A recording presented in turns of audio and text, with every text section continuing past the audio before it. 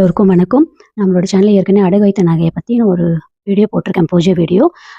அது வந்து நாளைக்கு ரேவதி நட்சத்திரம் வருது. வெள்ளிக்கிழமையோட இணைந்து வருது. ஆடி மாதம் 2வது வெள்ளிக்கிழமையோட இணைந்து வருது.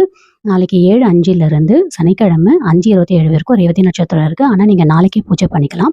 நம்ம எந்த அடகு வச்சிருக்க நகையோ எந்த வேல்யூவா இருந்தாலும் பரவாயில்ல. அத நீங்க மனசுலயோ அந்த சீட்டு இருந்துச்சுன்னா, நீங்க அத சாமி முன்னாடி நின்ன கோலத்தில் உள்ள மகாலட்சுமி தாயாருக்கு ஒரு வெள்ளை தாமரைய படைச்சு, நீங்க நெய்வேத்தியமா கல்கண்டு சாதம் படைச்சு, அந்த சீட்டு வச்சு நீங்க மனசார பிரார்த்தனைக்கும்போது 1லேருந்து 3 மாசத்துக்குள்ள உங்களுக்கு அந்த நகைய மீட்றதுக்கான வாய்ப்பு வரும்.